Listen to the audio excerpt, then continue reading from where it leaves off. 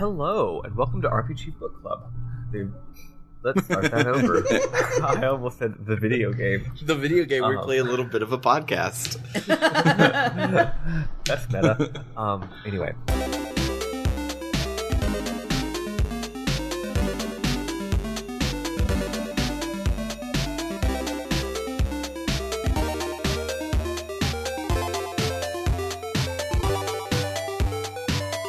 Hello, welcome to RPG Book Club, the podcast where we play a little bit of a video game each week and talk about how it makes us feel.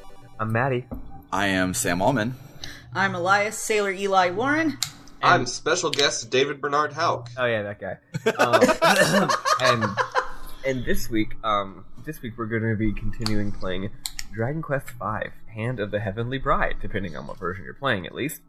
And we're playing all the way up to the point where you get an item called the marital organ, which is a lot less gross than it sounds, and is also an optional item. Hey baby, let me give you my marital organ. Eli, this is a child-appropriate podcast. Right. No, it is actually not. If you are a child, stop listening right the fuck now. It was child inappropriate the day you invited me here. No, dude, absolutely not.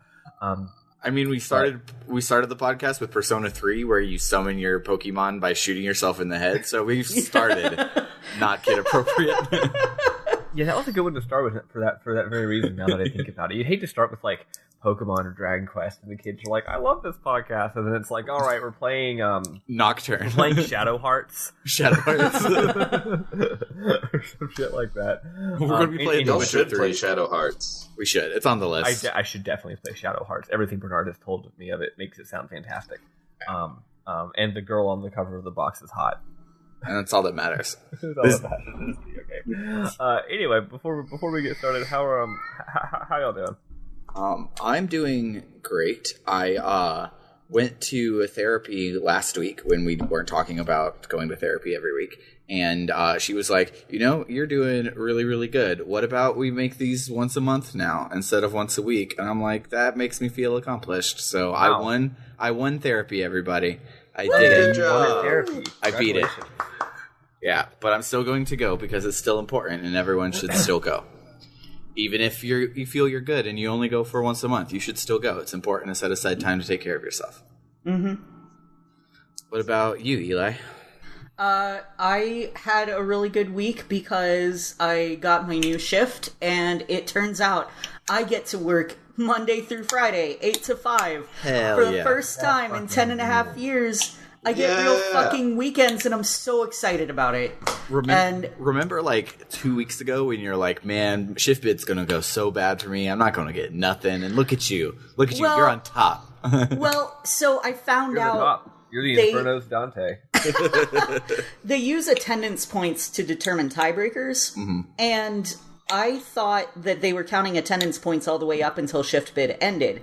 They stopped counting attendance points in late April, at which point I was very low on attendance points. Hell yeah. But May fucked me up because of this situation with my cat. Right.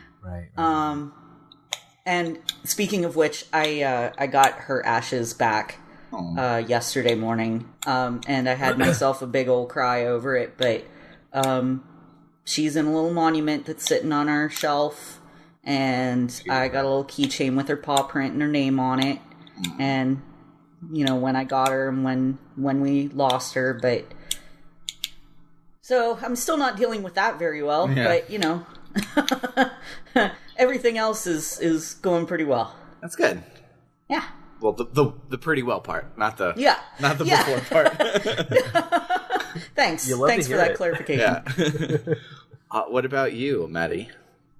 Well, I actually had some nice work-related news as of 2 days ago, actually, that I don't think I shared with y'all. I had my yearly performance review at work, my first one since starting at this job, and I got a small raise. Nice. Ooh. Yeah.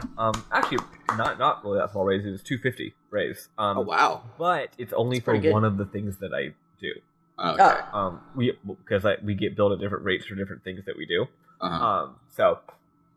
So one of my activities will now make me more money. And it is the activity that I anticipate being a larger percentage of my work probably going forward. So there you go. Which makes sense because I'm better at. It's test prep tutoring specifically. That's by far my best thing that I do. So they know that. So they give me a raise, and hopefully they'll also be scheduling me more in that area. So yeah, that's nice. I can look forward to like, I did the math, something like numbers. How do numbers work? Maybe like $200 extra a month or so, depending on how the hours shake out. That's real nice. Yeah, that's rounding down. Actually, that's like $40 in anywhere but California. Yeah, but a little goes a long way in California, or you know, it adds up. Yeah, and other than that, I had some very, very big news. On Saturday, I started taking some hormone pills. Yay! Which is really, really exciting. Yeah, I'm looking forward to that for a long ass time. Bernard knows this. I showed him. They come in this super complicated, like, apparently it's a kind of weird little, like, mechanical device. I think apparently they put birth control stuff in this kind of thing as well. Oh, is it like a little round thing? Yeah, like rotation has like a spring and like little slots. I'm like, y'all just throw them all in a fucking bottle. Yeah. Well, birth control comes like that because like you have to have placebos for part of the month so that you'll have a period. Oh. Yeah. Oh. But see, this one doesn't work that way anyway because it just has 28. Oh. So it's like, oh, you're supposed to just not take it for 4 of the days. Anyway, but yeah, it's from like fucking like Sweden or something, and I'm like, you know, if y'all just did this American style and just threw them all in a bottle without any regard for my safety, it would be cheaper. But yeah, what stuff going on actually? Those are the only things I feel like sharing. Oh, actually, as far as job goes, I'm also taking steps to get a job that will have normal fucking regular ass adult hours. Nice. No progress yet, but God, it'd be so nice if that happened. You know? Yeah, be so great.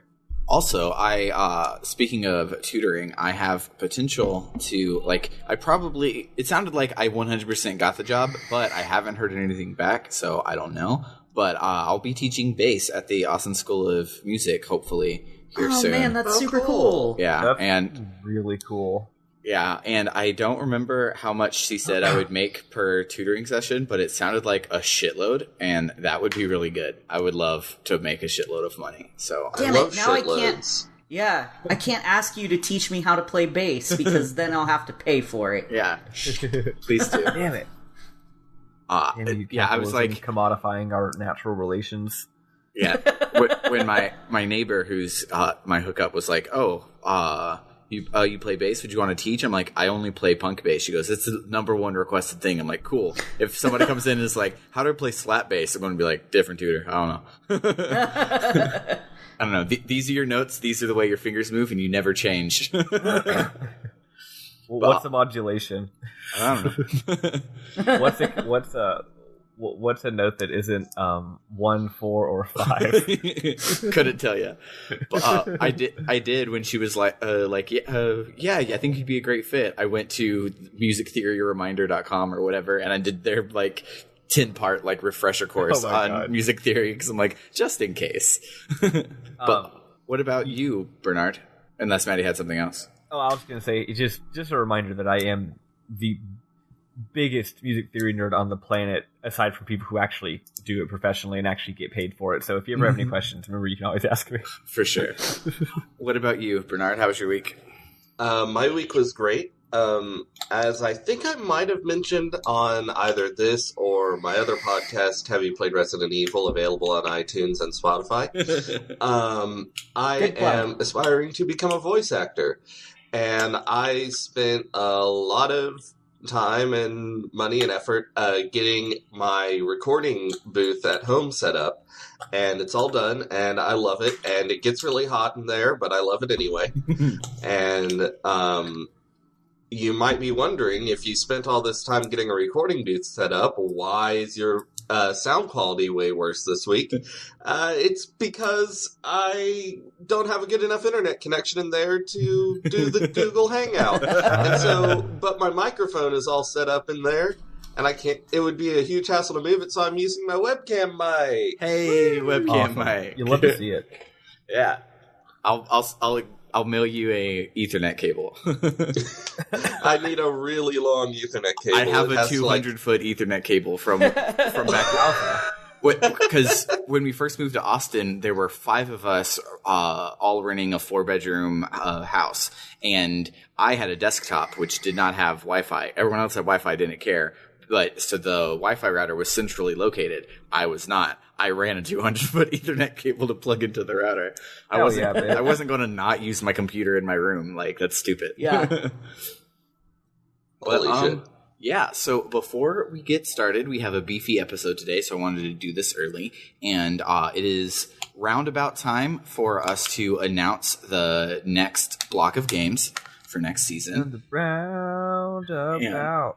Yeah, and I'll be sending out the notice to Ko-Fi backers later today. So if you haven't moved your subscription over and you want to be able to vote, you should make sure you do that. But the 2 games we will be playing are they're both indie games. They are both Switch games.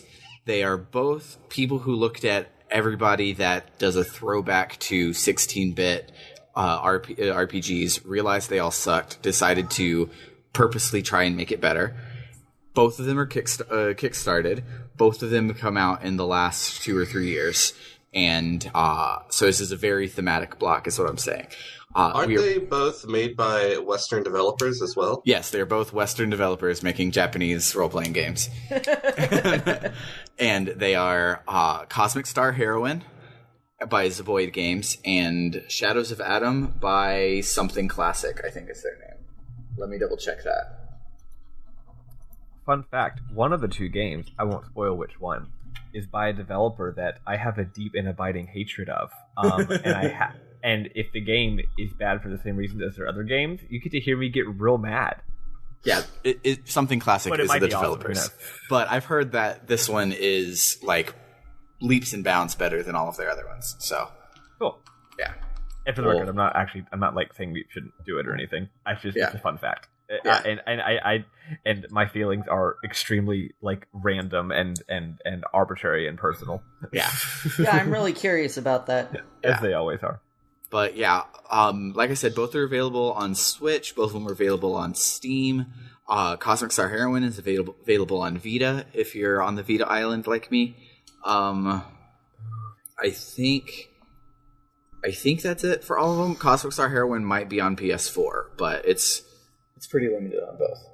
But I'm pretty sure it is. Yeah. Yeah, but they're it better fucking be because Zavoid got their start on XBlig actually. Yeah. So which is cool actually. Yeah. One of the legacies of that. They did the Penny Arcade games. That was their start, which is really cool. Well, did they do the first 2 or the second? The back 2. They did the back 2. And honestly, those are pretty good. I didn't play those. I just played the first 2, which... Why did I play Penny Arcade games? I don't know. Back in the day, we used to think that shit was good. Man. I know. We were so naive. We all make mistakes. I mean, we were all subscribed to VG Cats at some point. They did get worse. Like, it's kind of like South Park, honestly. It's like, was it ever that great? No, but it was kind of good, and we all thought it was amazing. And then A, the rose-colored glasses went away. B, it got worse. Yeah. But then you look back at the stuff that you thought was good originally, and you're like, yeah, that wasn't as good as I remembered either. But it's still better than the same situation. Yeah. But that was that. If you want to vote with your wallet, you can do that at ko-fi.com/rpgbookclub. I'm not going to spell it out anymore. We spelled it out to the polls. We spelled it out for 5 or so episodes now, so now you should just know how to spell Ko-Fi. It's also in the description if you don't want to. But don't Pokemon sleep or stay at Pokemon home. Pokemon go to the polls. Dragon Quest walk to the polls. Oh yeah. So one final important piece of housekeeping before we start our monster of an episode. How about that Pokemon Direct there yesterday, guys?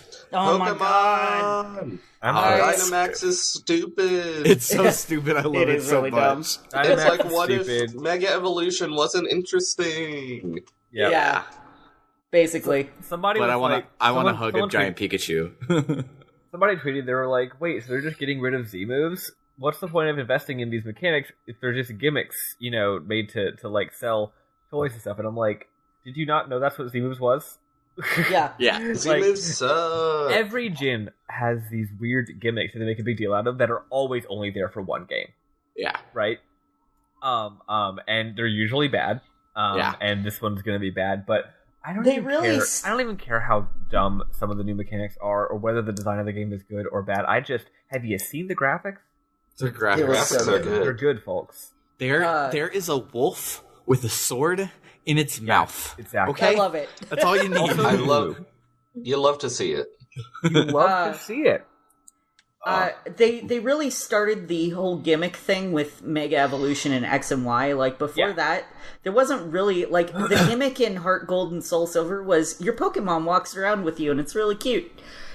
Well, and also the whole Pokewalker, which they should have kept. Okay, the Pokewalker, but, like, that's not something for battles, specifically. Yeah, so the actual gimmicks started with Gen 3, and you had double battles, which have mostly stayed around. Okay, well, but double battles are like a thing that's regular play now. I wish it was less of a gimmick, frankly. Yeah, true. But then they added triple battles and rotational battles, which were gimmicks. They've added horde battles, which were gimmicks. And now we have raids. Which are also gimmicks. But yeah, But those have all stuck around. But barely for most of them were there nominally because they don't like to delete things unless it's the contest for some reason. But like or the game center. Yeah, and so they that wasn't their fault. That's true. Yeah. So they didn't really so they haven't really gotten rid of them, but they haven't like focused on them. Also, last gen had sky battles for some fucking reason. Which was stupid. To me, the gimmick is your Pokemon does something extra in the battle, like Mega Evolve or Z-Move. Yeah.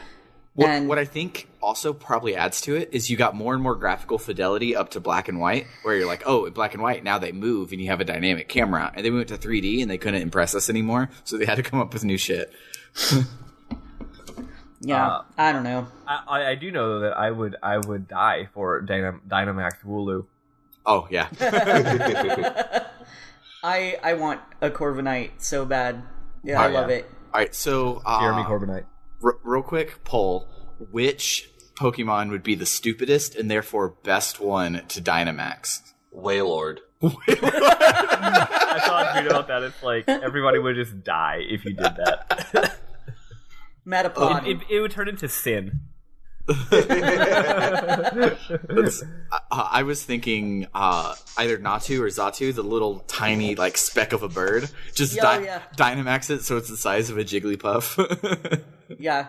Dunsparce is great. Metapod would be a really stupid one. Like, oh, it used Dynamax Harden. It's hardened extra. That's good. So it would be terrifying. Dynamax Farfetch'd. Oh, no, like Dynamax Dodrio. Oh god. Big bird. All the birds, basically. You make a bird big and it's scary. Yeah. Did you see that Corviknight is like 7 feet tall?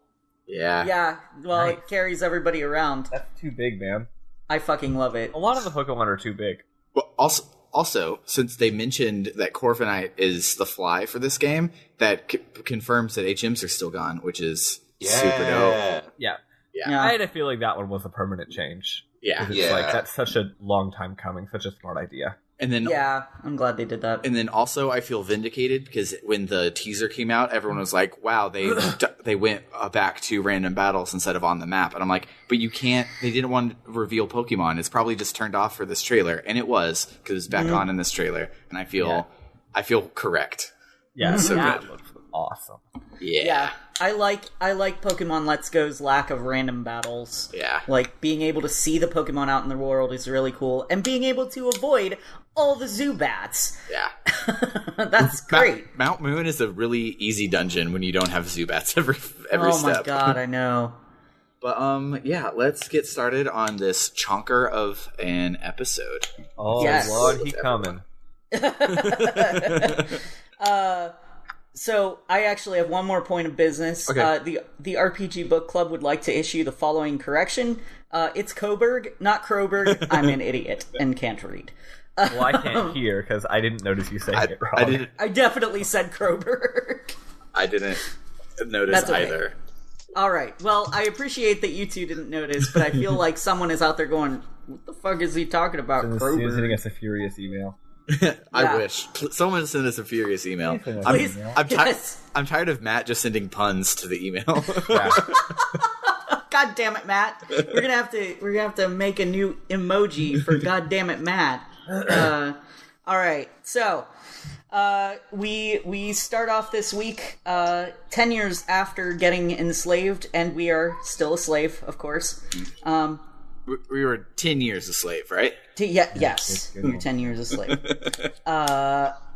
So, going around and talking to the NPCs, we find out that if we finish the temple, we'll be free as long as we worship Zug's Dong. I'm sorry, Zug's Wang. And Harry's here, and he's way less of a dick now, which is great. Slavery does that to a kid. Yeah, for sure. Phil's character. Yeah. I guess, yeah. So, talking to more NPCs, we find out, been spending most our lives moving rocks in White King's paradise. Nice. Good job. Fucking nailed it. Good job, Eli. Thank you. That's great. Where was I going with that? Okay, why did I write arrow and then sleep time after not working? Oh, we had... they were like, all right, go to sleep now. And I'm like, I have done no work. Cool. Oh, yeah. Yeah, you just bothered everybody else who was trying to work. Yeah, they're like, go move rocks. And I'm like, I'm going to go talk to people. Yeah, and like you try to like help people move rocks, and they're just like, "Don't interrupt me." And you're like, "Okay, I was okay. trying to be a good little slave, but I guess I'll just slack off." Yeah. They should have gone all Shenmue 2 and made you do a rock pushing minigame that takes like literally an hour. Please no. That's what I expected. Yeah, I kind of actually expected that too. Actually, it's funny. A lot of Dragon Quest games do very early on give you some kind of excuse to do a rock pushing tutorial. I think I mentioned it 2 episodes ago. You think they would have done that here, but they didn't. I mean, they already had you push a rock off that guy when you were a baby. Right, but it wasn't done using a rock pushing mechanic. It was done by clicking on it. Yeah. So who What? knows? Yeah. Anyway, I don't know. Maybe he doesn't have rock pushing. Who knows? Who can say? Find out next time on RPG Book Club. Yeah. Sorry. Yeah. So we also find out apparently the hero gets whipped a lot. Like, he's very defiant, I guess. He also gets ripped. Yeah. Look at him, beefy muscles. He looked up 60 the bits. art of what he looks like at this point in the game. Yeah. He's real ripped. Yeah, he is. Yeah, normally Dragon Quest characters are Dragon Ball shaped and not Dragon Ball Z shaped. This is full on Buu Saga, ridiculous muscle. Yep. Dragon Quest hero. Yeah, Harry mentions that he's been more obedient than we were, which is ironic. So we find out that one of the soldiers' sister, Maria, was made a slave because she protected some kid, like from becoming a slave himself. And apparently she's kind of a slavery apologist. She says it's good that she was enslaved because she doesn't like Zug's rod. But because she can now see the harm that it does. So, I mean, like, I understand her reasoning to some degree, but it's a little weird the way she puts it. Yeah. She didn't know slavery was bad before. Yeah. Yeah. So, now it's back to not work, and going around and just talking to people. We eventually come across Maria being whipped for making some dude's shoes dirty, because these people are just the worst. And then we fight. The narration says, "What a shock! One of the slave girls is being whipped." And I know it's not, but it just read sort of sarcastic, like, "Oh, a slave is being whipped." Yeah. Wow. What a surprise. What a fucking shock. So we fight the 2 slave guys who are whipping Maria, and we kill them, or we seriously injure them. I'm not sure which, but we get dragged off to jail. Although it's more like instead of getting dragged off to jail, they're like, "Come with us." So we just kind of follow them to jail. It's implied. Yeah. But Maria comes up and ends up letting us out. It turns out the soldier is named Joshua, and he wants to thank us for helping his sister, and he helps us escape. By shoving us in the barrels where they dump corpses, which is mean and metal. Yep. Yeah. I liked this, but thou must, when he says, will you hear me out? And I said no, and he's like, well, I'm going to tell you anyway. Like, all right. Cool. Yeah, and he even says, like, oh, whoever told you that you were going to be free was lying, because all the slaves are going to be killed after the tower is built to keep everything a secret. Yep. Hate to see it. Yeah, we all float away in a barrel off a waterfall. Not sure how we all fit in that barrel, but it's RPG rules. Although, actually, this game doesn't really do that, so, Yeah, so, also, this barrel can go from this big old tower, fall down, and not break. But when you were 5, you could break it with your bare hands. This is the strongest character in JRPG history. God, imagine having to parent that child. Right? Damn, imagine if your child could destroy just barrels left and right. Imagine, I just imagine how much for mini medals. I could just imagine how much she hits me, and if she hit me with the force of a barrel breaking 5-year-old, oh God, you would be dead. You would just die. 5,000. So we end up at a place called Heavens Above Abbey. Oh God. We were woken by a character named None of the Above. Yeah. Good. Yeah. I feel like we all just had to take a second to process for a second. I feel like I understand why Sam loves this game so much, and it's not the gameplay, it's the puns. It's all the dad jokes. There's more. There's so many more. Oh God, Bernard, you remember what character comes towards the end of the game? No. I think I know which one you're referencing, because I think Matt made the joke. Is dad jokes the character later in the game. He's really good. Great. I'm super excited. Yeah. So Maria gets baptized and is going to be living at the Abbey. Hell yeah. I love to see it. Yeah. So we leave the Abbey with Harry, and the nuns come to say goodbye. They tell us to go to the town to the north called Fortuna. Mm-hmm.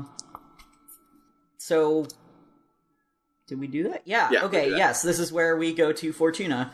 Important gameplay question regarding Fortuna. Did you come here at night, Eli? I did. Well, I was there during the day, but then I came back at night because someone was like, "You should be here at night." Okay, cool.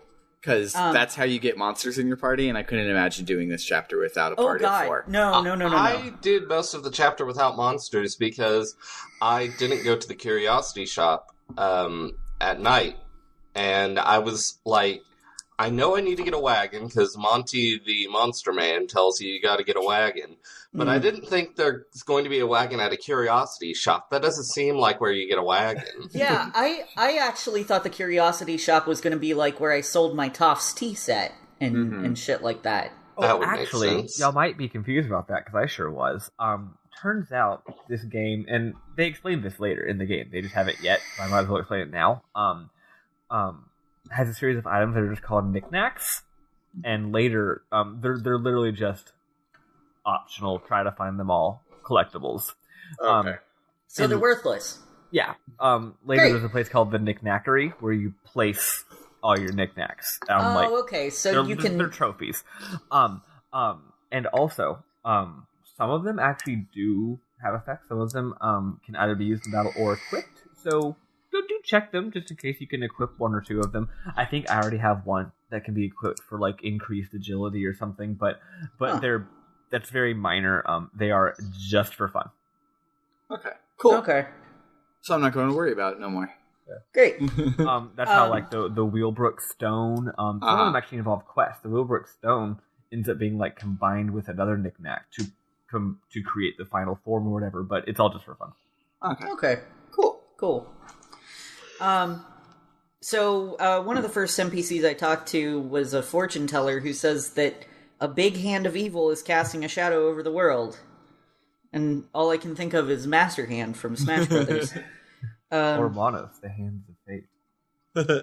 Yeah, oh god. Please no. So there's a big casino in Fortuna. So I hit the casino. I lost at most of the games. Well, no, I won the one where you watch monsters battle. Nice. And then I won TNT first try. And it awarded a boomerang that I had already bought. Nice. So that was great. I did not even step foot in the casino because I am a sucker for Dragon Quest casinos. So I'm like, you know what? No. Yeah. Also, there's an important plot point where you go to a different casino later, so I was like, I'll just do it later. The first step to recovery is knowing that you have a problem, Maddie. Exactly. So I'm very proud of you. So, you probably sold that extra boomerang, but if you get a Draki on your team, for some reason it gains MP but no spells because it hates me, but it can equip boomerangs, which are OP. So if you want a second boomerang... Slime can also equip boomerang. Really? My slime could not. My slime was only equipping fangs. Maybe they're different. Maybe. Yeah, my slime would equip fangs and poison darts. I didn't check the boomerang again. Pro tip: the lowly slime is good as shit. Yeah. He once you get past like level 8, he starts getting like freakishly good, and I'm like, yeah, you're never leaving my party, Gertrude. Yeah. Gertrude, that's mine. Yeah. Gertrude Chandler Warner. Yeah. So, I came in at night and talked to the Curiosity Shop and got a little cart so that I could make monster friends, which was a really cool mechanic, I think. I wasn't sure exactly how it worked even when they explained it. But basically, when you fight monsters, they have a chance afterwards, after you defeat them, to want to join the party. And so you can accept or decline. And if you accept, they'll just end up in your party if you have space, or if you don't have space in your party, they'll go in a little cart. And the ones in your party will get full XP, and then I think the ones in the cart get like a percentage of the XP after every battle. But they get leveled up as well over time. And the monsters are great. I thought it was going to be a gimmick, but like they're like full-fledged party members. Yeah. And it's great. Okay. The only problem is they won't listen to me. Here's the part where I need to explain something that y'all don't get. Sam might kind of get it. This is actually a very interesting gameplay twist that, for a big nerd like me, is perhaps more interesting than any of the game's actual plot twists. Here's the thing about this game. It's got a class system. I'm not saying it literally has a class system. I'm saying that's what the monsters are. Yeah. Oh. And specifically, at first you're just like, yeah, the monsters have all different abilities. But Sam, some of these monsters are explicitly specific Dragon Quest classes. That's cool. Like, you'll get a monster, and after he learns a few abilities, you're like, oh, this is the wizard from Dragon Quest 3. This is the priest from Dragon Quest 3. Or if y'all get a Slime Knight yet? Yeah, yes. I have one. Slime Knight is the hero class, which is amazing. You don't ever have two heroes in your party, but now I you definitely do right now. Yeah. So he's the hero. He can do all the hero stuff. He gets heal spells later. I think he probably gets zap. Mine started with mid heal, and I was like, oh hell yeah. Yeah.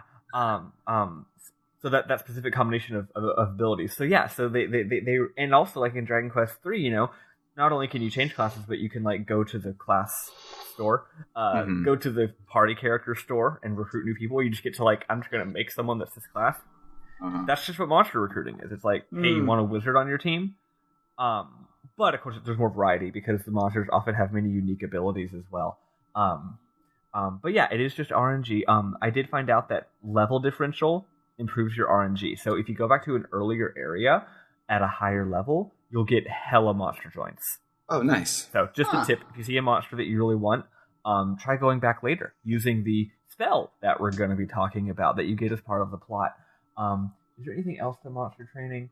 No, that's it. I mean, just hope you get some, just go with the flow. Hope you get something good. I got a small fry, and it gains, like, it takes a ton of experience for that thing to level up, but it is so good. Like, its attack is super high. Its abilities are incredible. Yeah. It's just got fire breath right now, which doesn't seem to do much, but I'm getting mixed up with something else. Never mind. Small fry is all right. There's a different one that gets some great abilities. Oh, okay. But I have a small fry and a slime in my party, because the slime has Kabuff and Kasap. Which is amazing. Yeah. Yeah. So, we find out that there's something going on at the castle in the north, which it turns out is Coburg. So we head up toward there and end up at Wheelbrook, and holy shit, it got fucked up. Yeah. Got wrecked. It is an absolute mess. There's poison water everywhere, and apparently it was soldiers from Coburg who came and just completely ransacked the place. Mm-hmm. Because, like, you get there and you, like, see poison on the ground, and you're like, oh no, evil got here. And then you talk to people who are like, yeah, it was soldiers. It was, like, humans that did it. It turns out it's man. Yeah. I do turns out it's just, like, you go and destroy a town, you burn it to the ground and destroy buildings, and all of a sudden that just causes poison to appear on the ground. Yeah. Okay. Like in Flint, Michigan.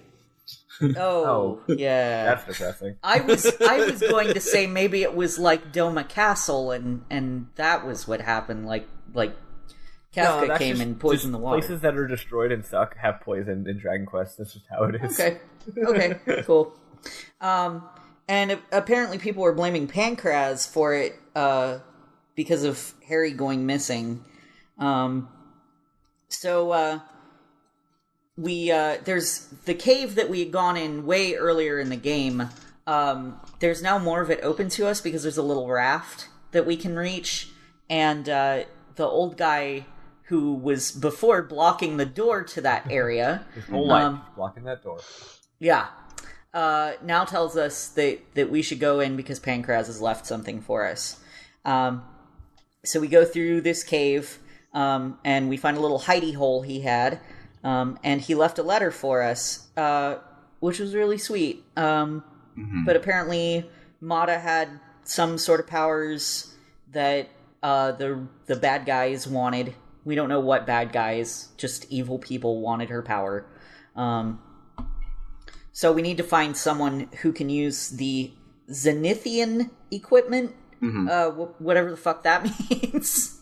I'm sure it will mean something eventually. Right now, it's gobbledygook to me. This is not actually a spoiler. The previous game, one of the end goals was to go to a magical floating castle in the sky that was called Zenithia.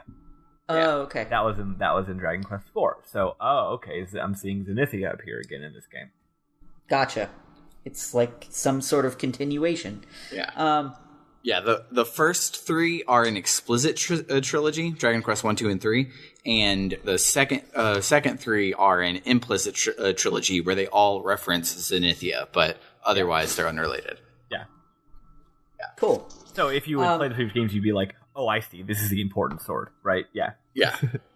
So I don't know if you can head directly to Coburg right after that, but I went up to Roundbeck. I did too. I did too. I think you might have to. Like, maybe I can find Bianca, because I remembered. I remembered a thing about a game. I actually do know. If you go, Harry doesn't. You know how later he pipes up and is like, "Oi, let me through." He doesn't do that if you go there right away. So you do have to go over to Roundbeck. Yeah, he does say it might be in party chat or something, but he does say, "Let's not go to Coburg. I want to stay away from there for now." Mm-hmm. And then after you see the bad stuff, I think you don't have to go to Roundbeck. I think you just have to see what happened in Wheelbrook. After you stand an inn, he says, "Let's go to Coburg." Okay. He's like, at first he's like, "Let's not go to Coburg. It's a silly place." So I went directly to the inn because I'm like, maybe Bianca's here. Well, apparently the lady I talked to had no idea who the hell Bianca was, but she had bought the place from a guy named Whitaker around 7 years ago. So Bianca is gone, which is unfortunate. But I found out from her that we get a prize if we stay 2 nights at the inn. Yep. Oh, yeah. So, of course, I was going to stay. And the first night after we stay, Harry wakes us up in the middle of the night and says he was thinking about going back to Coburg.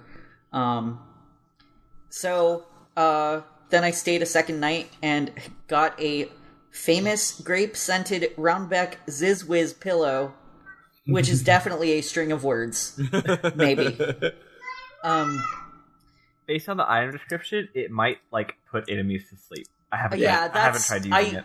I used Peep on it, and it did say that it would put enemies to sleep or something like that. Nice.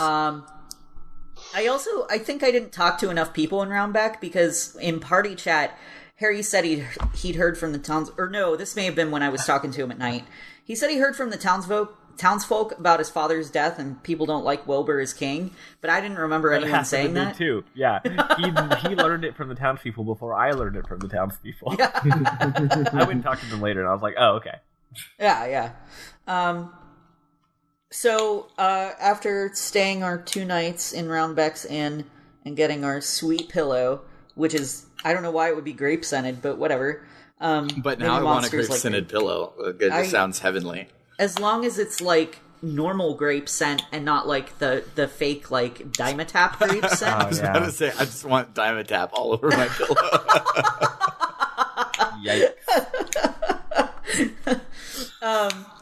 So we head to Coburg and Harry talks to the guard and says, let me through. And he reminds the guard who he is. And the guard's name is Frank Ophobe. Yep. He's apparently very afraid of frogs. Yeah. I did not know the Latin word for frog being Frank, and I thought it was F-R-A-N-C, aphobe, like he's afraid of French people. He's afraid of French people. I thought this guy just hated French people, and I was like, yeah, same. The final representation I crave. Hatred of the French is not brought up nearly enough in video games. But also, so my wife is watching through the TV show Outlander, and I just got a joke because of Dragon Quest. Because when they get to France in the show, one of the Scotsmen is like, "I hate the air here; it smells of frogs," which then is a joke. Here we go. Franks. Yeah. Okay. And I wouldn't have ever gotten it, but there we are. So, Frank, what the hell did I write there? Oh, I put a weird space in between kingdom, and it said kingdom, and I was very confused. That's different. Yeah, Frank said the kingdom is in a terrible state, but Harry tells him to be careful so he doesn't get in trouble for smack-talking it, because he could be in serious danger that way. So, we get to Coburg, and we just waltz up into that castle like it's nothing. Yeah, there's no guards, no anything. You just are just like, well, I'm home, so let's just go and see what's up. Yeah. But as we're about to head upstairs, Harry stops us and says he should probably keep his identity a secret. So we go wandering around a little bit. There's a soldier who tells us that the Queen ordered the destruction of Wheelbrook. Mm-hmm.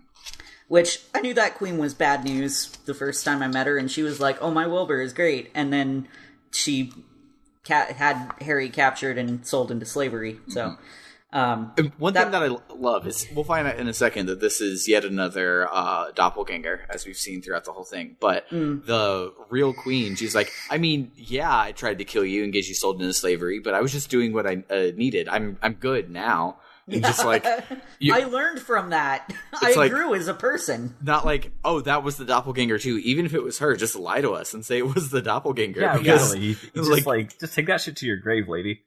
Right?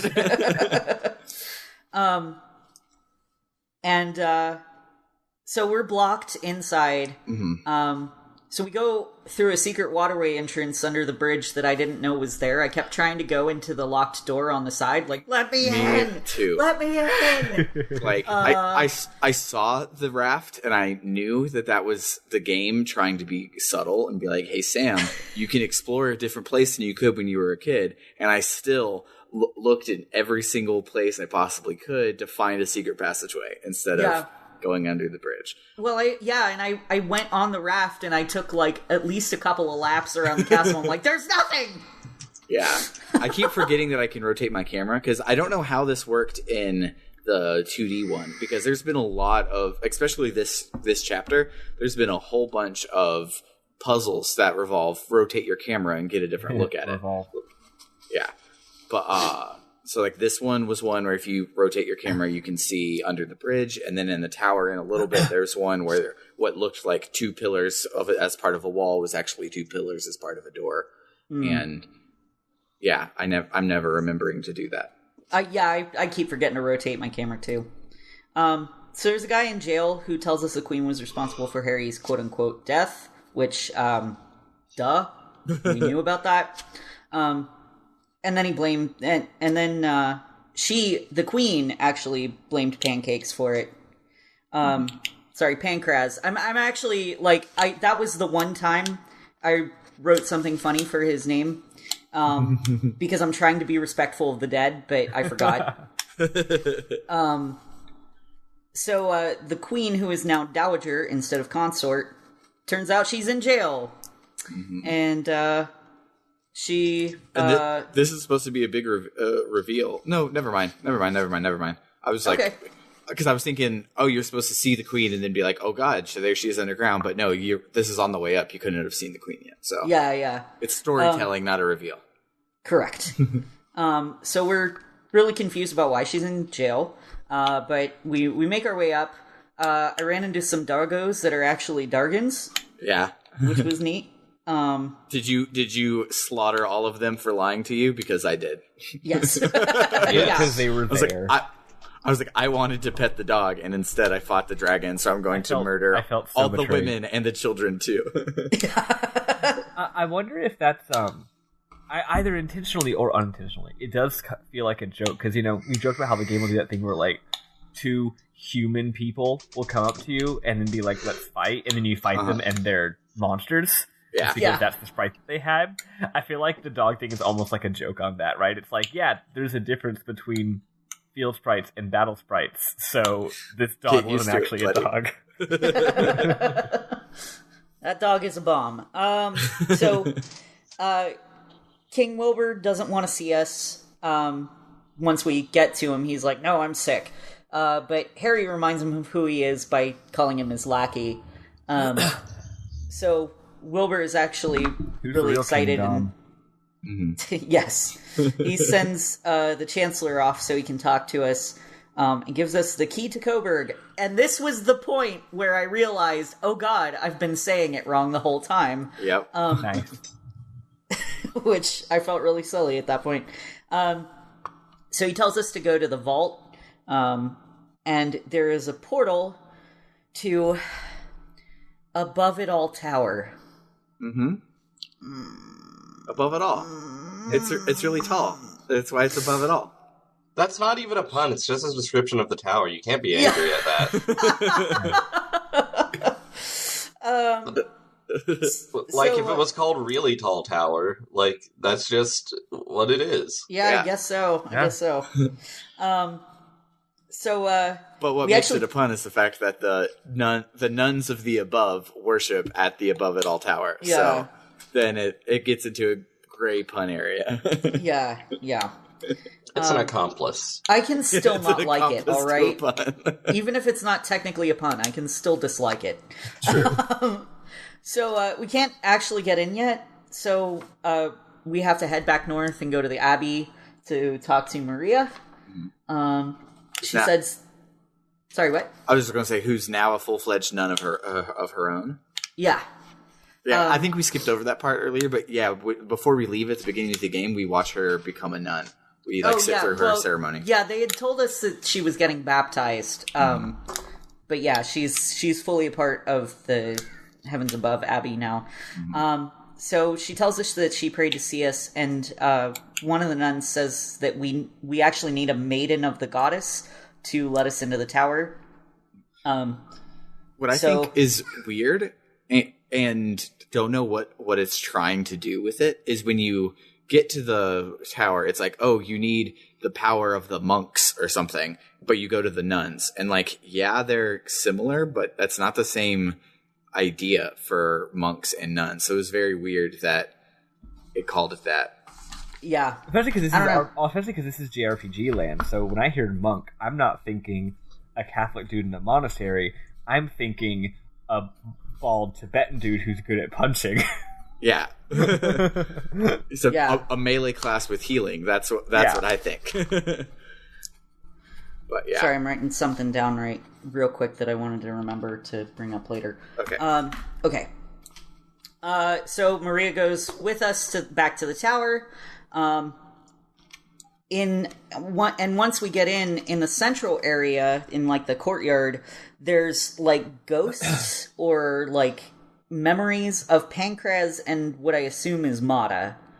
I don't remember what they said. I don't think it was anything of real consequence. They didn't really say anything. Like, I think Pancraz like turns to you and then fades away, and then Maria's like, "Oh yeah, mirror bullshit," and you're like, "Okay, cool." Oh yeah, okay. Yeah. That's it. Oh yeah, we're here to try and find Rosmir. Is what the reason why we came to the tower. I think we glossed over that part. Yes, I forgot to include that. This mirror will show us the true form of the bad queen. Yeah, the worst queen. Yeah. So, I actually had a really hard time with this dungeon because I didn't realize, like, in the area where there's a big gap in the center, I could just go around the edge. Yeah. And I was like, maybe I just have to keep falling into it the right way. And I looked at a spoiler-free guide, and I'm like, oh, well, yeah. I'm an idiot. Shout outs to that spoiler-free guide guy on GameFAQs, though. It's a really good spoiler-free guy. And, like, actually spoiler-free, and, like, sometimes you do a spoiler-free one, and it's like, and then you'll fight the boss next chapter. Now that Eris and Sephiroth are dead, and you're just like, okay, that's not spoiler-free, man. That's one paragraph. You gotta wait, like, a whole chapter so people will know completely. But this it's really good. Yeah.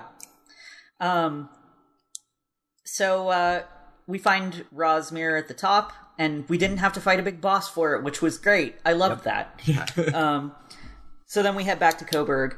Well, one thing that's cool about Dragon Quests in particular is while there are a lot of bosses, especially in this one, not so much in the old ones, it's like the dungeon is the boss. It's hard to get through the dungeon. That's what you're trying to conquer more than a boss at the end. Yeah. And in Dragon Quest 2 is when they really started like putting bosses, and they're bad. One of the bosses knows Kamikaze, but it doesn't actually kill him. It just kills you. And you go back and the boss is still there. And you're like, that's not how it works. That sucks. So we head back to Coburg and talk to the Chancellor, who tells us it's not a good time to talk with Wilbur because there are two queens for some reason. Just like, he's busy upstairs. There's two queens. It's whatever. It's king stuff. You won't understand. Yeah. So we go up and we use Rosmir on one of the queens, and she turns into a monster who we kill. It takes you a lot of tries if you don't have any monster friends with you. It was at this point I looked in a guide to be like, it was after I successfully killed her. I looked in a guide to be like, okay, when the fuck am I getting this wax? Did I miss it somehow? And I was like, oh, I was supposed to have it. Whoops. Yeah. So we talked to Wilbur afterwards, and he blames himself for the situation. And he says that Harry should be king. Harry declines, though, and says he'll still says he'll stay around to assist Wilbur. So he tells us afterwards, Harry tells us afterwards, I should say, there's a ship that's sailing from Little Haven that we should go get on. So Maria ends up... I think Maria went back to the Abbey? Nope. Yes, she did. Oh, she did here? Okay. I thought she didn't because of things that happened later. Yeah. But for now, she's gone back to the Abbey. So we head back to Little Haven, which is the town south of Wheelbrook. and get on a ship to Zephyrus. That technically town we were at the beginning of the game that was is pushing it. Yeah, it's that harbor. building with a dock on it. I got there, it was weird. I got there at night. I find the day-night cycle interesting in this game. Mm-hmm. I got there at night, and they were like, oh, there's no ship. It's the middle of the fucking night, you idiot. Did y'all find the nightlight? Yes. Yeah. Okay, I good. didn't realize that it would just change the time of day until later. Very. But isn't it like the nightlight from 3 where it only turns at night and not day? Yeah, it's strange. You can turn it night at will, but not day. Oh, okay. Day you gotta stay in or walk around in circles. Well, then it wouldn't have helped me anyway. So Yeah, it wouldn't have helped you in whatever. the situation. I just thought I'd bring that up. In case y'all like missed. I think it's like a chest in a dungeon. Yeah. Yeah. So we get to this place called Lodestar Harbor. Mm-hmm. And Lodestar. did some exploring, and once we got in the pub, Lodestar. Now I'm more of a PBR kind of guy. ha ha ha ha. I don't even drink beer, and I know the 2 shittiest beers you can drink in Texas. Okay, Lodestar, Lodestar, PBR. fuck that shit. Pabst Blue Ribbon. Those are not even remotely on the same level. PBR is horseshit, and Lone Star is like pretty good. Lone Star is the cheapest beer that I will buy. Like it's cheap, but it is potable. Yeah, It's effective. So we get to the pub in town, and there's some assholes attacking a farmer. So we kill the assholes. better wolves. They're wolf assholes. Yeah. So we save the farmer, and he asks us to help him with a monster that's been fucking with their crops in a town called Hay. This farmer's accent strikes me as very weird, too, because it seems like they're going for a southern thing, but they're also going for a Cockney thing, because he doesn't say his H's, and I'm very confused by it. But also, they kind of do a little bit of like a Raising Arizona thing, where they use complicated words and sentence structures sometimes. yeah. That's weird. I don't like it. Yeah, I don't either. So we go down to Hay, and there's the farmer is in this house that's owned by a guy named Bailiff Bale, or Bailiff Bales, which makes me mad. Because, hey. Yeah. So they talk about getting someone to help. They talk about me killing the guys in the pub, basically, and asking me to help with their monster problem. And the bailiff is just like, ugh, whatever. One thing I think is hilarious right here is so the guy's like, hey, can you go and help me out with in my town? I'm like, okay, cool. And I left immediately and I went down there. And then he gets there before you, of course. And he's like, yeah, I probably shouldn't have paid him in advance. He probably just took the money and ran. There's no way that he's coming. And I'm like, I was right with you. Yeah. I was right behind you, dude. If you just waited, like, for a second, I would have walked with you. Right? You could have joined my party, I had like to finish Maria breaking did. some barrels. Yeah. It was real important. I had to get through with it.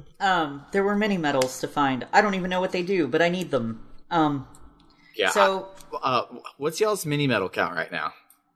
I have no idea. I'm not sure where to find a it. shit ton. I haven't checked, but I feel like I'm at like 10 or something. I have 2.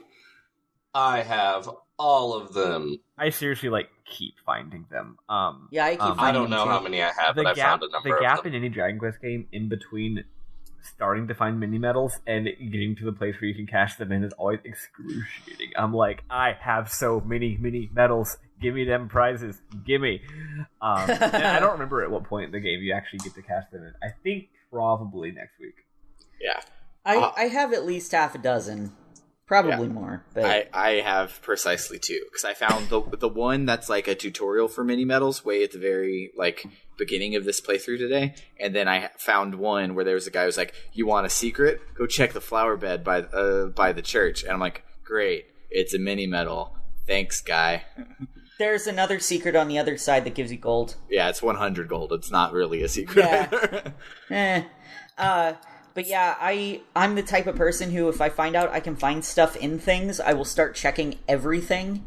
Even though, like, I know I've said before I don't really do side quests in RPGs when I have a time limit. Mm-hmm. This to me is just like I need the stuff. Yeah. I need to get all the stuff. Yeah. So we find out we have to go fight this monster that's part lion and part wolf, and comes from the west. So we head over to the west to go in this cave, and it's a little bit confusing, but we get through, and holy shit, the monster is Mohicat. Yay, Saber. Whatever you named your monster. It's Saber. Yeah. I had so much trouble with this because I went into the fight and I was like, oh man, I bet if I could use that ribbon, that Bianca's ribbon, it would like recognize it and be like, oh, I'm good now. But I didn't have the ribbon with me, so I was like, well, I guess I just fight it. But I fought it for so long, but my attacks were doing like 2 damage and most of them were missing. But I even did get a couple critical hits which did like over 100 damage, but it still wasn't dying, and I was like, oh god. Yeah. But then I looked up a guide and realized I could flee. Yeah. So I had a very I just tried playing, and I was like, oh, okay, cool. I had a very similar thing where at first I go in and I'm like, oh, okay, I got to be Pancras right now and defend. And the first time I defended, it said Saber's trying to remember something, and I'm like, cool, I'm on the right track. So I turned everybody to follow orders, and I spammed defend for about half of an episode of Outlander, and nothing fucking happened. And so I'm like, okay, well, it's not that, obviously. So then I was like, well, you catch monsters by killing them and they stand back up and they join you. So that's probably what I have to do here. And my hero wasn't missing. My monsters were missing, but my monsters suck. I do not suck. And I was doing like 20 damage a hit. So I'm like, okay, let's just do this. And I just sat there for the rest of the half of that episode of Outlander, and nothing was happening at all. And then I was like, well, maybe I leave and it'll start a cutscene. So I fleed, and I'm like, okay, it's going to be a cutscene, and just shot me back out. I'm like, okay, well, now I have no idea what to do. Let me go ask Bernard. Yeah, I had to look at a guide, but like I reset my game because I'm like, nothing is working, so I'm clearly doing something wrong. And then it's like, put Bianca's ribbon in your inventory and then use it. And I'm like, I'm an idiot. I feel like mine is especially idiotic because, like, I thought immediately you got to do something with Bianca's ribbon, but I still spent like half an hour fighting it because I didn't think I could flee and put it in my inventory. Well, I mean, like in a big boss battle like that, it doesn't really seem like you could flee. Yeah, you can't flee off house. This is a Chrono Cross. No. Yeah. Well, one thing I think is cool here, because when Bernard was like, use the ribbon, I'm like, okay. So I went to equip it and I accidentally hit use, and it's like, memories of Bianca flow back to you. But if you're in the room with them and you use it again, it says memories of Bianca and Saber flow back to you. And then you use it in the fight and Saber joins you. So it's like they programmed, are you using it in the room to have a special thing, which is cool. Nice. Sorry, need to block a spam caller real quick. That's fine. We've all been there. Yeah. Probably we've all been there, like, today. So many fucking robocallers. It's ridiculous. Anyway, what was I doing? So, yes, we do use Bianca's ribbon, and she remembers us. I'm saying that my cat is a she. I don't care what gender it actually is. It's a she. It's an anime cat. It's a everything. Yeah. So we head back to Hay to let everyone know the good news that the monster is actually our friend, and for some reason everybody's really unhappy with this. I can't imagine why. I love this. This is one of those classic, like, weird Dragon Quest twists where the story has a weird ending. Yeah, they all accuse you of having set this whole thing up just to take their money for getting the monster. They all think that you're a con artist and that you're trying with your friend all along. Which, like, yeah, I can see their point of view. Yeah, I can understand that. But you can't tell them, like, no, you're wrong, I'm a good person. You just have to leave. They're like, bye, asshole. One funny thing is there's a little there's like a square of stone in the village, like a little pedestal. It's been so long since I played this game, I've forgotten most of it. But I was like, are they going to put a statue of me there? No, they're not. That's the last thing they would ever do. So we go back to the bailiff. We get our other half of the money, even though he's really upset with us for being friends with the cat. There was also a guy in a house next to like a scarecrow thing, and he's like, I'll give you anything. I'll give you my scarecrow. Just take that fucking cat out of my house.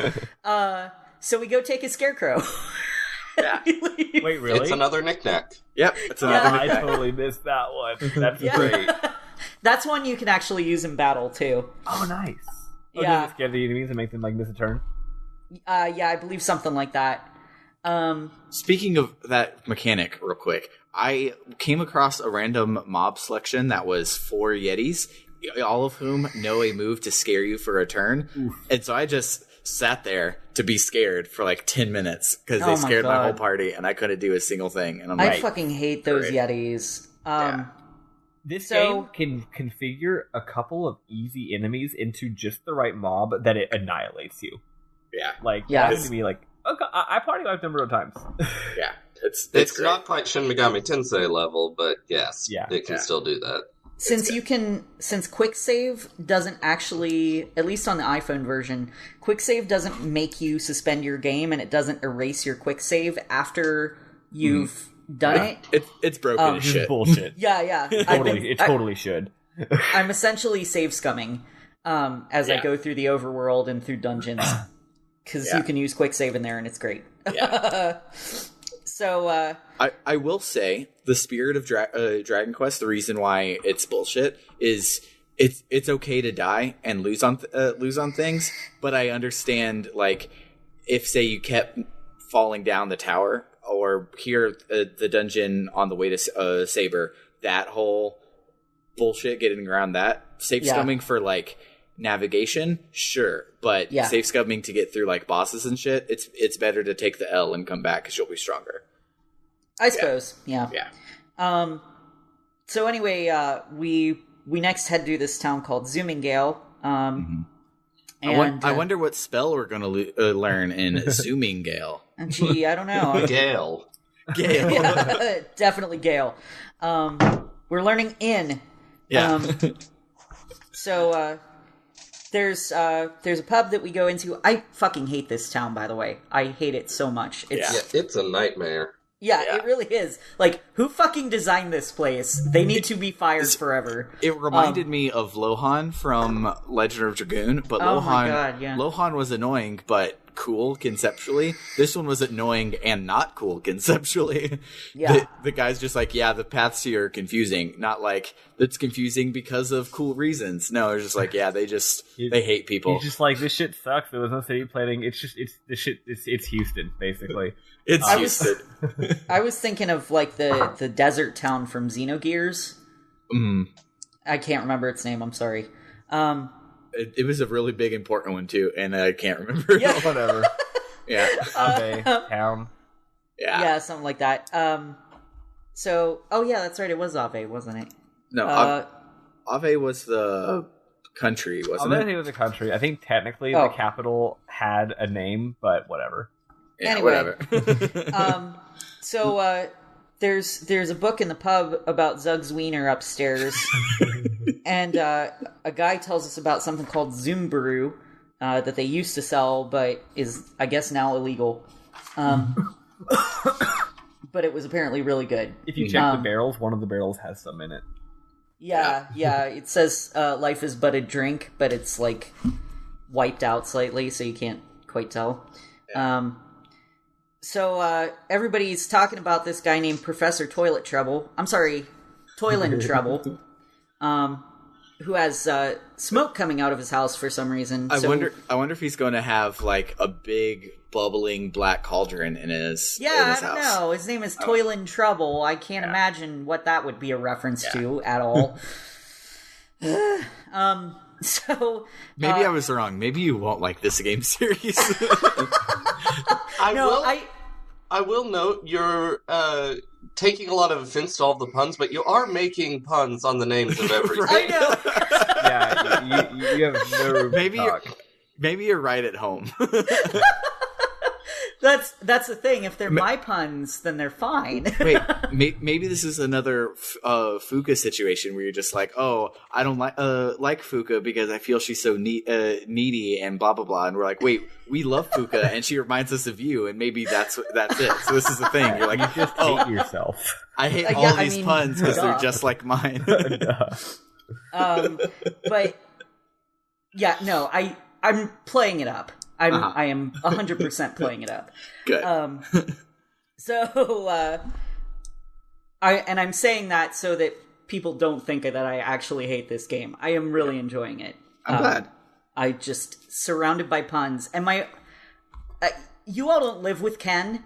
You don't know the kind of stuff that I deal with on a regular basis, although he's gotten better about this, but like he loves to pun and he loves to take everything to the extreme literal when I say it, and it drives me up the wall. I love you, Ken, but That's stop. So good. He's perfect. Never change, Ken. Do it more. Please don't encourage him. So eventually I got to the professor's house. It took me forever to figure out how to get there, but like eventually I turned my camera and I walked around the back of the town on the wall, and it's really fucking confusing and I hate it. So we get to the professor. He asks if we're there to complain about the smoke. I said no. And he says, oh, well, it must be about my research on a special spell that'll let us travel anywhere. And I'm like, yes, please, give me. So obviously we agree to help with that. He says he needs something called a lunar zoom bloom, which can only be obtained at night from a little area west of Zoomingale.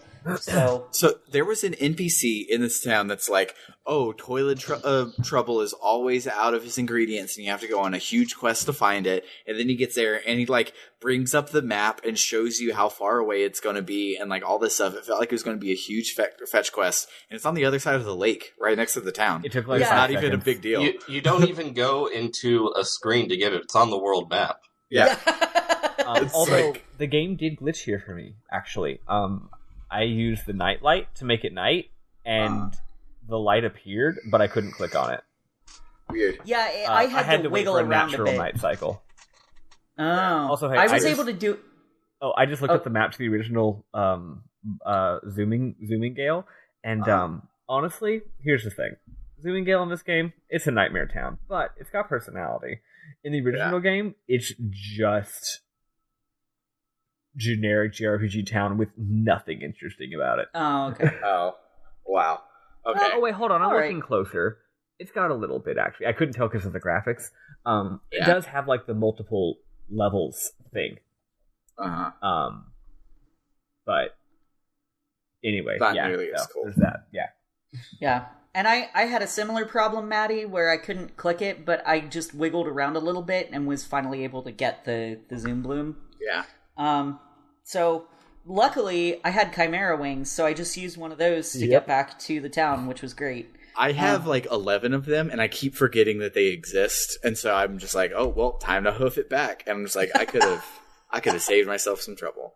Yeah. But now we have Zoom, and I always remember Zoom, and I never step foot on the world map once I get Zoom. Pretty much, Great. It's good. Yeah. So we take this lunar zoom bloom back. The professor makes the spell, which knocks us all out, and then asks us to test it. So first place we go is back to Coburg. Yep. And it's not we just want to random people. Why do we go there, actually? What's the tip? A lot of NPCs are saying, oh my gosh, there was a royal wedding in Coburg. I wish I could have seen it. That's right. Yeah. So we head back to Coburg to see Harry, and it turns out he has married Maria. Because I guess she's not that kind of nun. Yeah. Well, maybe nuns have to be celibate in this world. Yeah, maybe. Or is she actually a nun, or was she just like a person at the Abbey being at the Abbey? No, she was dead ass a nun. She was Yeah, full-blown because she nun. had to open the thingy for you, so she had to be a maiden of the goddess. Maybe she was like, Man, being a nun's great, but that puke green hair. Harry just Sound of Music to her. Yeah. I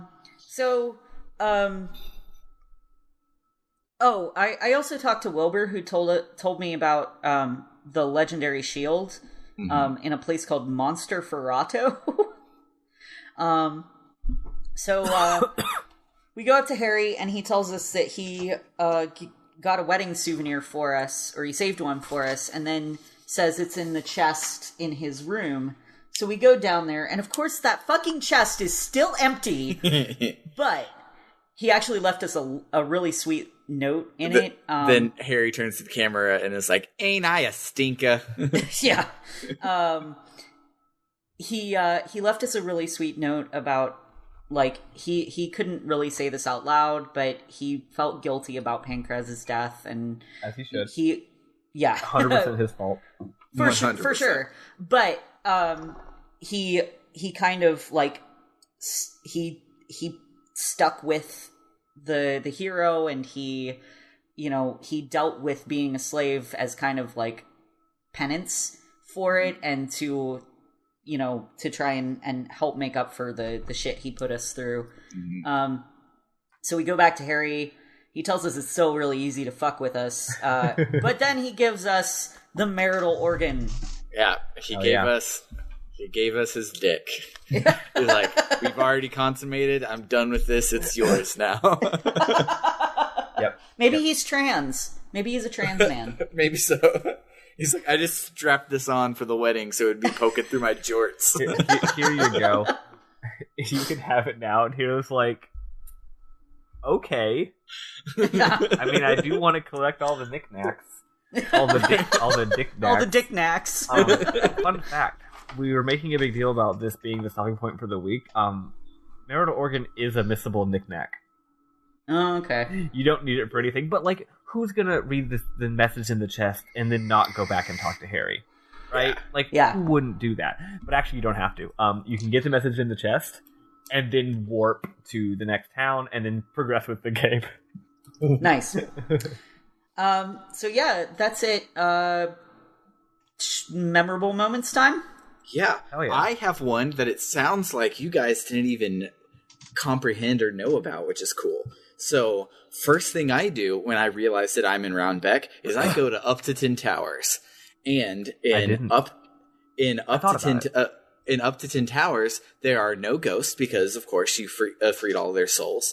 And I climb up the back, and I can't talk to the Count, because I was thinking maybe I could, like, tell the Count I was alive or something, but no, their ghosts are completely rested, couldn't do anything. And I'm like, well, things are clean here. Like, when I walked in, instead of those caskets at the beginning, there were beds. And I'm like, they changed this for something. So I explored the whole rest of the dungeon, and I come to the throne room, and there's, like, 2 humans on it that freak out and run away when I come in. And I'm like, what the heck? So I go and I follow them outside, and it's basically Romeo and Juliet. Their names are just Dave and Vicky, which is annoying.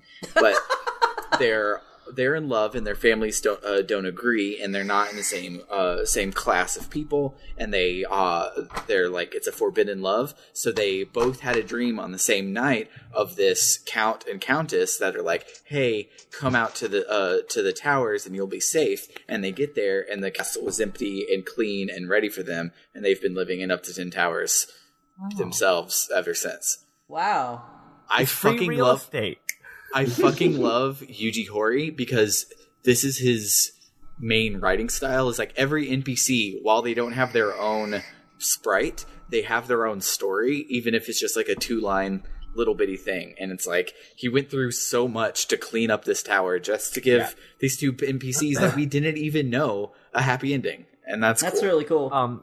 That's outrageously cool. Also, I know for a fact that you can speak to the Count up to 10 at some point, unless I'm remembering it wrong. Might want to check online, because when I was researching the whole knickknack thing, turns out the Toff's tea set, you get another knickknack later. I'm not sure how you get it, and you use it to polish the Toff's tea set.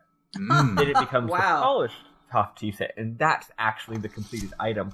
And then I saw that you get a little scene if you show the completed item to the ghost of the Count. Okay, so maybe apparently he must show up at some point. Yeah, you probably just go to his grave and you do it, and he'll come out. But just talking to it didn't do anything. But how cool! I love that. Right? That's some cool shit. Except I don't approve I don't approve of marrying upper class people. That's being a class traitor.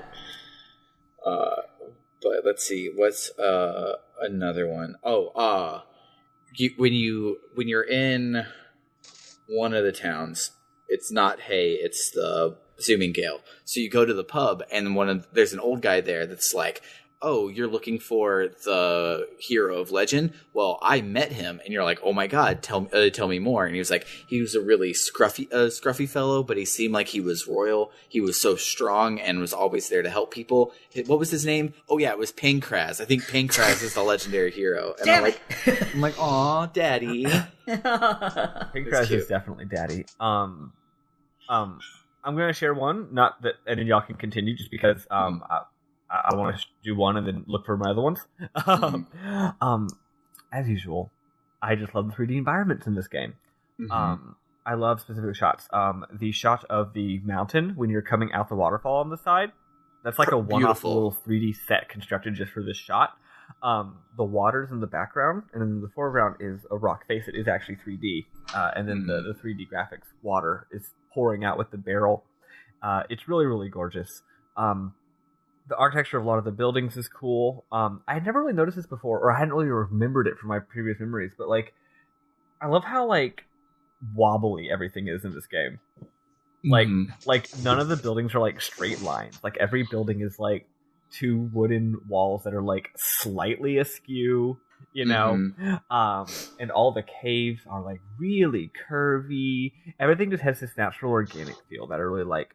But also and like on the DS, you probably couldn't tell because the resolution's so small, and so it's like I'm looking at that the one about Pankraz or whatever, and like goes down maybe 3 pixels on my screen. So like it's a lot of extra work to make it look organic for the off chance that you'll see it on the DS, and it's beautiful. I'm looking at a screenshot right now that's when Harry wakes you up in the middle of the night in the hotel, and that's a stone building, not a wooden building, a stone hotel, presumably a decently created building. And literally, like, the right side of my screen is the wall of stone with, the blackness outside because it's the edge of the screen. And it's like fucking wobbly, like Dr. Seuss shit. Anyway, though, so cool. But other great areas, the lighthouse in whatever it is, the port town, is this beautiful spirally staircase, and you see inside the cross section. So that's a really nice area. And then in the town of Hay, all the buildings are like yurts, wigwams, kind of. Yeah, like wigwams or something. Yeah, and you can see the wooden, like a skeleton that goes in front of you. Like the wall is invisible because, of course, you have the camera look through the invisible walls that way you can see your characters. But you still see the wooden scaffolding, and the scaffolding is different for each building because each building is differently shaped, and it's just cool as hell. And I don't stop getting a kick out of that shit. Yeah, it's so good. So I when I was still a slave, I talked to the soldier the first time who was telling me about Maria. And this has happened a couple of times with a couple of NPCs. He ends it with, "Oh, I shouldn't have said that to a slave." Yep. Like there's yeah, there's a few NPCs who are like, "I shouldn't have told you that," and I'm like, maybe just don't say anything to me when I try to talk to you. They can tell you're the hero, and they just feel like some mysterious compulsion to give you information. Right. Yeah. I also liked how apparently confetti is involved in baptisms in this world. Right. I've been playing Phoenix Wright Dual Destinies on my 3DS recently, and they threw confetti at the end of the first trial when you get a not guilty verdict, and it just made me think of that. That's great. Like, we should have confetti involved in more things, really. Yeah. Like, I want that at my funeral. I want confetti thrown at my funeral. Surprise, bitch. Yeah. One thing we didn't mention that will be a plot point later. It's a memorable moment now, but we will kick ourselves if we don't mention it. When you get the letter from Pancras, it's like, oh, hey, I've been hanging out here, and you get this Zenithia's sword. It says only the hero of legend can wield the sword. So you go to equip it, and it's like you try, but you can't lift it up. So you put it back in your bag. So you're not playing as the legendary hero, which is a first in Dragon Quest. I mean, technically, I kind of assumed I would be. Yeah. And in fact, they do make it clear later on that like your quest is specifically not just to find your grandma, but to find the legendary hero. You're looking for him. That's your main goal for the game. Yeah, which is cool. I have one more small one, but Bernard, do you have any? You haven't gone yet. Yes, I have a few. Okay. A bunch of lines I liked, like there's a knickknack you can get at the Abbey where none of the above gives you a I think it's called a crude image. It's just an image of the goddess, and she's like, it doesn't have any special powers or anything like that, but I hope it will make it at least make a nice keepsake of your time here. And then as you're leaving the Abbey, you're like speaking with Harry, who I love Harry now. He's such a sweetie. He fucking he is. He's like, anyway, if I remember rightly, you're supposed to be my lackey, aren't you? So you better start listening to your master, understood? And that's a but thou must. I really enjoyed that. And after you save Coburg, you can speak to that same guy on the bridge who was there when you were a kid. And he's like, oh man, things are better now. It's probably because of all the thought I put into solving its problems, standing here watching the river go by. And I love that line because, one, it's funny, too. It's exactly the kind of joke my grandmother would make. And it just reminded me of her. That's so good. Also, last one, when you're in the inn in Lodestar, which it's like an inn and a bar, it's a lot of stuff all in one building. You speak to the bartender, and he says, you're searching for the legendary hero so that you can rescue your mother? That all sounds a bit serious. I fucking love that line. Definitely It's one so of my good. favorite lines. Just a bit serious. Oh, sorry, I'll go leave you ahead. one real quick. There's an enemy that I like a lot. It's actually one of the most pain in the ass enemies, but one thing that's cool in this game is that the battles are in 3D environments, and they actually like matter. You'll have enemies like on the ceiling, which is cool. Yeah. Anyway, one of the enemies on the ceiling is a giant red eye, and it has a really nasty move where it dazzles your team. But anyway, he's called an iPod. I hate it. Which I especially love that because iPods didn't exist when this game first came out. It was not until the remake was made that they could localize it in such a manner, which I think is extra funny. Yeah. It's so good. And also fucking stupid. Oh, so good. So, this isn't quite a memorable moment, but it's something that I thought was interesting and wanted to bring up. This is a goddess worshipping world. It's that they all talk about the goddess. They all speak about the goddess. All the priests that you save at are men, except in the Heavens Above Abbey, of course. But every other priest that you go to save with is a man, and might be flanked by a woman. But it's like, so you're goddess worshipping, but you're still a patriarchy as far as your religion goes. So actually, that leads into my last one, because you are technically incorrect. Most of them are men, correct, and the nun. See, the men are just the receptionists at the front. The nuns do all the heavy work in the back. That's why. But okay. So I think it's in Zooming Gale. It might be in the last town. It might be in I don't fucking know. But if you go at night to the bar, the priest is there, and he's crying his eyes out, and he's like, the goddess deserted us long ago, religion is fake, everything is horrible, and he's like crying his eyes out, and you go to the chapel, and the nun is there, and she's like, hey, I'll be taking care of you today, what do you need? Wow, I didn't even know that. It's so good. I love it so much. I think that's in Zooming Gale. Yeah, it might be. I must have missed that. I don't always save. Okay, one I don't always bother to go in at different times of day. It's whichever one is the inn and the it must be Zoom and Gale, because the inn, the shop, and the chapel are all one. The inn with the nightclub vibe. Yeah. Okay, I can't not share this one. I forgot about this one. Did y'all go down the well in Zoom and Gale and talk to the cat? Yes. One of my all-time, maybe one of my favorite dialogue boxes in game history. There's a little cat, and normally if you click on the cat, it's really just like the cat purrs, right?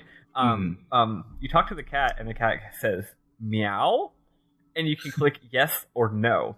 And first, I clicked yes first, which I think is. But if you click no, he goes meow.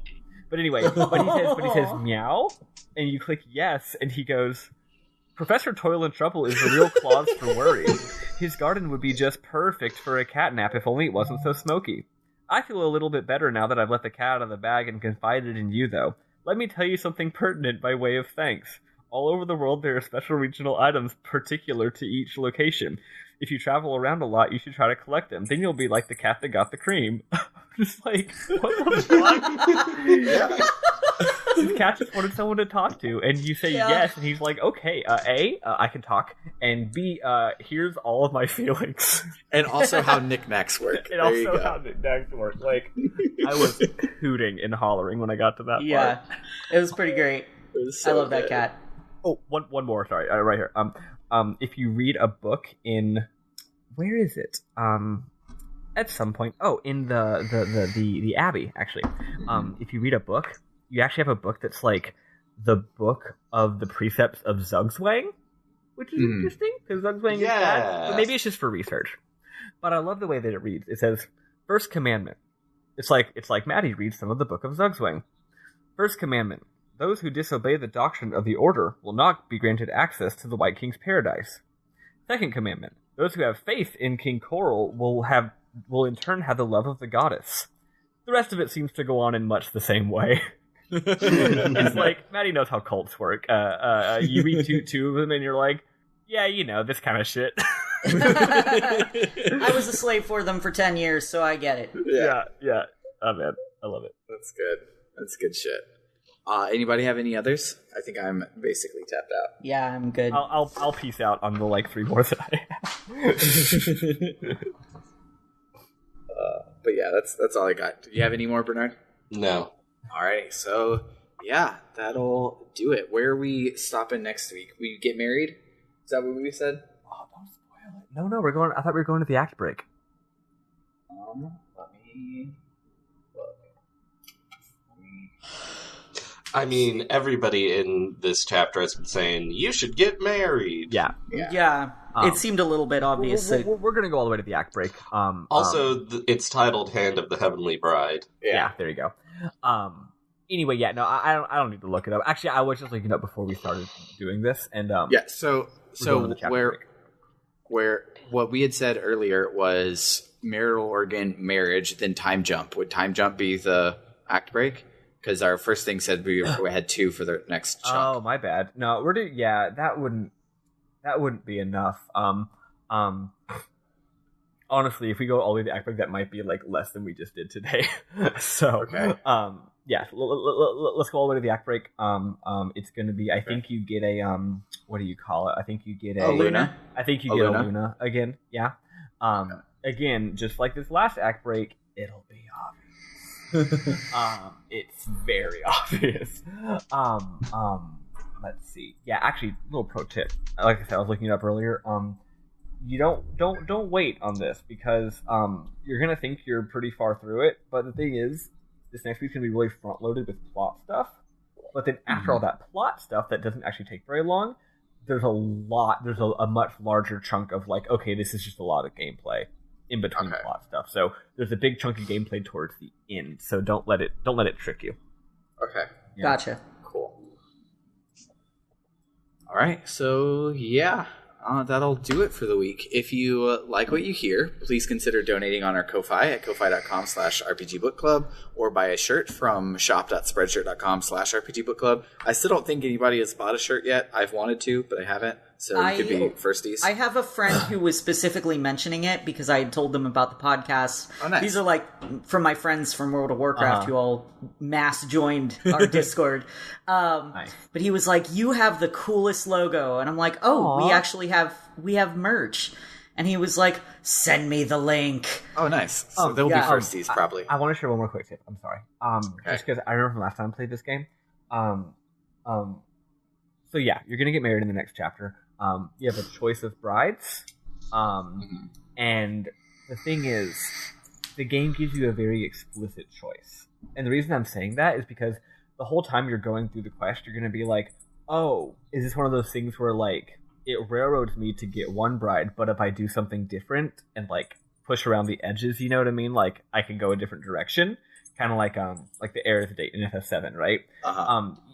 There's a lot of reasons why you would naturally think that, but I promise you don't need to bother with that. So like go through the quest like normal, and eventually the game will very, very clearly let you pick. Okay, cool. Okay. Yeah. Yeah. Also, we should talk about which brides we're doing in the chat because I think we should all do a different one. Okay. Well, we can't all do a different one. There's 3. Yeah. There's only 2 3. of us will do the same one. Well, yeah. I just mean we need to make sure all our bases are covered. Yeah, for sure. But yeah.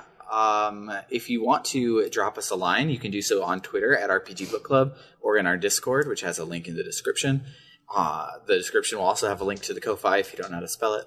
And if you want to review us on iTunes, that helps us a lot. Our iTunes numbers are lower than our Spotify numbers. This is the only reason I'm putting that in here. But if you want to listen to us on Spotify, just save us to your library or use Overcast because it's the best way to listen to podcasts. I love Overcast. It's so good. But just tell some of your friends to check us out because we like your friends. As always, I am Sam Allman. I'm Elias Sailor Eli Warren. I'm Maddie Webbin. I'm David Bernard Houck. And you guys have a great week. Love you. Toodaloo. Bye. Bye. Nerds.